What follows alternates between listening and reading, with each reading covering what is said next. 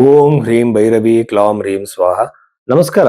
ಬಹಳಷ್ಟು ಜನ ನಾನು ಕೇಳ್ತಿರೋ ಸರ್, ನೀವು ಯಾವಾಗ್ಲೂ ಒಂದೇ ಇಂಟ್ರಡಕ್ಷನ್ ಹೇಳ್ತೀರಾ, ನಿಮ್ಗೆ ತುಂಬಾ ಜನ ಕಸ್ಟಮರ್ಸ್ ಬರ್ಲಿದ್ ಹೆಂಗ್ ಮಾಡ್ತೀರಾ ಅಂತ ಕೇಳಿದ್ರು.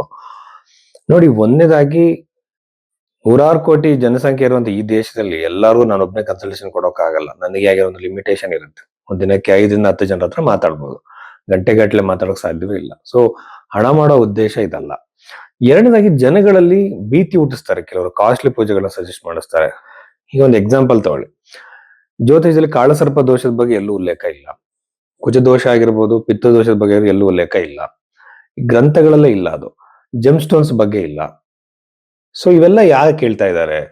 ಪರಿಹಾರಗಳು ಶ್ರೀಮಂತರಿಗೆ ಕೊಡೋ ಹಾಗೆ ಲಕ್ಷಾಂತರ ರೂಪಾಯಿ ಖರ್ಚು ಮಾಡುವಂತ ಪೂಜೆಗಳು ಯಾಕೆ ಸಜೆಸ್ಟ್ ಮಾಡ್ತಾರೆ? ಬಡವರು ಏನ್ ಮಾಡ್ಬೇಕು?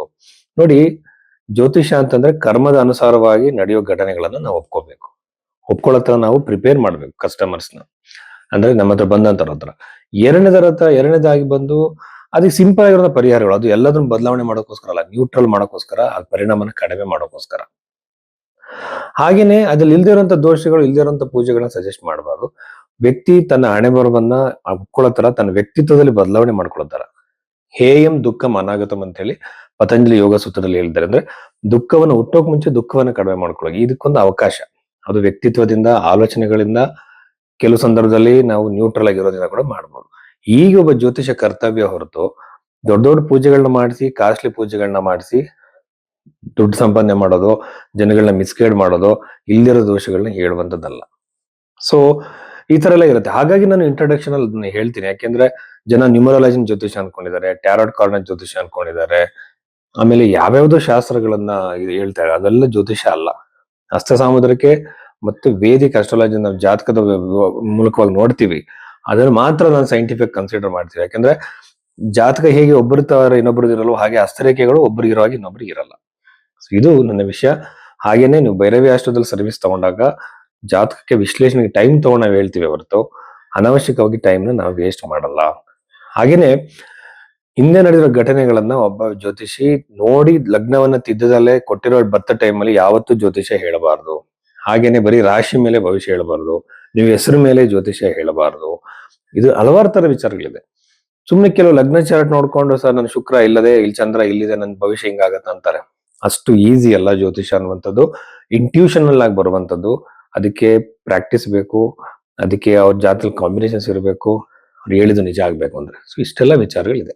2026 ಫೆಬ್ರವರಿ 8ನೇ ತಾರೀಕು ನಂತರ ವಾರ ಭವಿಷ್ಯದ ಫಲಗಳಲ್ಲಿ ನಾವು ವೃಶ್ಚಿಕ ರಾಶಿಯವರಿಗೆ ಸಂಬಂಧಪಟ್ಟಿದ್ದು ಹೇಳೋದಾದ್ರೆ, ಬಹಳ ಮುಖ್ಯವಾಗಿ ಇಲ್ಲಿಂದ 3ನೇ ಮನೆಯಿರುವಂತಹ ಗ್ರಹಗಳು ನೋಡಿದ್ರೆ ಅನವಶ್ಯಕ ಸಂಚಾರ, ಕಿರಿಕಿರಿ, ಕೆಲವು ಸಂಚಾರಗಳಿಂದ ನಿಮಗೆ ಲಾಭ ಆಗಲ್ಲ ಅಂತ ಜರ್ನಿಗಳೆಲ್ಲ ನೀವು ಮಾಡ್ಬೇಕಾಗತ್ತೆ. ಓಕೆನಾ? ದಶಮಾಧಿಪತಿ 3ನೇ ಮನೆಯಿದ್ದಾಗಲೂ ಕೂಡ ವೃತ್ತಿಗೋಸ್ಕರ, ಜಾಬಿಗೋಸ್ಕರ ನೀವು ಓಡಾಟ, ತಿರುಗಾಟ, ದೂರ ಸ್ಥಳಗಳಿಗೆ ಹೋಗೋದು, ಇಂಟರ್ವ್ಯೂಸ್ ಕೊಡೋದು, ಬರೋದು, ಈ ಸಾಧ್ಯತೆ. ಕರಿಯರ್ ಅಲ್ಲಿ ಒಂದು ಬಿಸ್ನೆಸ್ ಮಾಡ್ತಿದ್ರೆ ಅದಕ್ಕೋಸ್ಕರ ತುಂಬಾ ಓಡಾಟ ಮಾಡೋ ಸಾಧ್ಯತೆ ಇವರಿಗೆ ಈ ತಿಂಗಳೆಲ್ಲ ಇದೆ.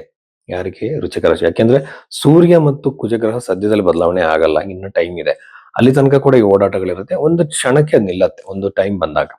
ಚತುರ್ಥ ಭಾವ ಬಹಳ ತುಂಬಾ ಚೆನ್ನಾಗಿ ಕಾಣಿಸ್ತಿದೆ ನನಗೆ ವೃಶ್ಚಿಕ ರಾಶಿಯವರು. ಇದರಿಂದ ಏನ್ ಹೇಳ್ಬೋದು ನಾನು ಅಂದ್ರೆ, ಪ್ರಾಪರ್ಟಿ ಖರೀದಿ, ಮನೆ ಖರೀದಿ, ಭೂಮಿ ಖರೀದಿ ಮಾಡೋಕೆ ಮನಸ್ಸು ಮಾಡಿರೋರು ಎಲ್ಲರೂ ಕೂಡ ಎಫರ್ಟ್ ಹಾಕೋದು ಒಳ್ಳೇದು. ಸಾಧ್ಯತೆಗಳು ಜಾಸ್ತಿ ಇದೆ, ಅವಕಾಶಗಳು ಜಾಸ್ತಿ ಬಿಡುತ್ತೆ. ನಮಗೆ ಅವಕಾಶಗಳಿದ್ದಾಗ ಅದನ್ನ ಬಳಸ್ಕೋಬೇಕಲ್ವಾ? ಬೆಳಕಿದ್ದಾಗಲೇ ಮನೆ ಗುಡ್ಸ್ಕೋಬೇಕು ಅಂತ. ಸೊ ಇವೆಲ್ಲ ಯಾಕೆ ಅಂತಂದ್ರೆ, ಅವಕಾಶ ಬಂದಾಗ ಸರಿಯಾದ ಟೈಮಲ್ಲಿ ನಾವು ಡಿಸಿಷನ್ ತಗೊಳ್ಬೇಕು. ಚತುರ್ಥ ಭಾವ ನನ್ನ ಪ್ರಕಾರ ಬಹಳ ಉತ್ತಮವಾಗಿರೋದ್ರಿಂದ ಪ್ರಾಪರ್ಟಿ ಖರೀದಿ, ವೆಹಿಕಲ್ ಖರೀದಿ ಎಲ್ಲ ಆಗದ ಸಾಧ್ಯತೆ ಜಾಸ್ತಿ ಇದೆ. ಜೊತೆಯಲ್ಲಿ ಪಿತ್ರಾರ್ಜಿತವಾಗಿ ಬರ್ಬೇಕಾಗಿರುವಂತಹ ಪ್ರಾಪರ್ಟಿ ನಿಮಗೆ ಸಿಗೋ ಸಾಧ್ಯತೆ ಇರುತ್ತೆ. ಪಿತ್ರಾರ್ಜಿತವಾಗಿ ಒಂದು ಪ್ರಾಪರ್ಟಿ ಬರ್ಬೇಕಿರುತ್ತೆ, ಅಲ್ಲಿ ಏನೋ ಡಿಸ್ಪ್ಯೂಟ್ಸ್ ಆಗಿರುತ್ತೆ, ಅಲ್ಲೇನೋ ಕಿರಿಕಿರಿಗಳಾಗಿರುತ್ತೆ, ಇದು ಬರೋ ಸಾಧ್ಯತೆ ಇರುತ್ತೆ. ಬರೋದಕ್ಕೆ ನಾವು ಪ್ರಯತ್ನ ಮಾಡ್ಬೇಕು. ಕಾನೂನಾತ್ಮಕವಾಗಿ ಮಾಡ್ತಿರೋ ಅಥವಾ ಮಾತಾಡಿ ಬಗೆಹರಿಸ್ಕೊಂಡು ಸುಮ್ಮನೆ ಇದ್ರೆ ಯಾವ ಸಮಸ್ಯೆಗಳು ಬಗೆಹರಿಯಲ್ಲ. ಜ್ಯೋತಿಷದಲ್ಲಿ ಇಂಡಿಕೇಶನ್ಸ್ ಇರುತ್ತೆ, ಅದಕ್ಕೆ ಪ್ರಯತ್ನ ನಾವು ಮಾಡ್ಬೇಕಾಗತ್ತೆ. ಈಗ ಪಿತ್ರಾರ್ಜಿತವಾಗಿ ಬರೋ ಸೊತ್ತು ಅಥವಾ ಇನ್ನು ನಿಮ್ಗೆ ಯಾವ್ದೋ ಪ್ರಾಪರ್ಟಿಲು ಎಲ್ಲೋ ಬರ್ಬೇಕಾಗಿರುತ್ತೆ, ನೀವು ಪ್ರಯತ್ನ ಮಾಡಿದಷ್ಟು, ಹೋರಾಟ ಮಾಡಿದಷ್ಟು ಫಲ ಜಾಸ್ತಿ ಆಗುತ್ತೆ. ನೀವು ಅದನ್ನ ಹಾಗೆ ಬಿಟ್ಬಿಟ್ರೆ, ಅದು ಬಂದ್ರೆ ಬರ್ಲಿ, ಹೋದ್ರೆ ಹೋಗ್ಲಿ ಅಂತ ಪ್ರಮಾಣ ಕಡಿಮೆ ಆಗುತ್ತೆ. ಅದನ್ನ ನೀವು ಒಪ್ಕೋಬೇಕಾಗತ್ತೆ. ಜ್ಯೋತಿಷ ನಿಜ ಆಗುತ್ತೆ, ಬಟ್ ನಿಮ್ಗೆ ಸ್ಯಾಟಿಸ್ಫೈ ಆಗಲ್ಲ. ಪಂಚಮ ಸ್ಥಾನದಲ್ಲಿರುವಂತಹ ಗ್ರಹಗಳನ್ನ ನೋಡಿದ್ರೆ ವಿದ್ಯಾರ್ಥಿಗಳಿಗೆ ಬಹಳ ಉತ್ತಮ. ಏಕಾಗ್ರತೆ, ಒಂದು ಪ್ರೋಗ್ರೆಸ್ ಇವೆಲ್ಲ ವೃಶ್ಚಿಕ ರಾಶಿಯವ್ರು ನೋಡ್ತಾರೆ. ಬಟ್ ಚಂದ್ರ ಅಲ್ಲಿ ಯಾವಾಗಲೂ ನೀಚನಾಗೋದ್ರಿಂದ ಇಲ್ಲೊಂದು ಕನ್ಫ್ಯೂಷನ್ ಇದೆ ಸರ್. ಒಂದು ವೃಶ್ಚಿಕ ರಾಶಿ ಚಂದ್ರ ನೀಚ ಅಲ್ಲ ಸರ್ ಅಂದ್ರೆ ಅದಕ್ಕೆ ಭಯ ಪಡೋ ಅಗತ್ಯ ಏನಿರಲ್ಲ. ನೀಚ ಗ್ರಹ ತುಂಬಾ ಒಂದು ಡಿಗ್ರಿ ವೈಸ್ ಕರೆಕ್ಟ್ ಆಗಿದ್ರೆ ಮಾತ್ರ ನೀಚ ಆಗತ್ತೆ, ಎಲ್ಲ ಟೈಮಲ್ಲಿ ಆಗಲ್ಲ. ಚಂದ್ರಗ್ರಹ ಬೇರೆ ಬೇರೆ ಪಾಪಗ್ರಹಗಳನ್ನ ನೋಡಿದೆ ಅಂತ ಒಂದ್ಸಲ ನೋಡಿ, ಅಲ್ಲಿ ನಿಮಗೆ ಬಂದಾಗಲೂ ಕೂಡ ಸಾಧ್ಯತೆ ಇರುತ್ತೆ. ಭಯ ಪಡುವಂತ ಅಗತ್ಯ ಇರಲ್ಲ. ನಮಸ್ಕಾರ.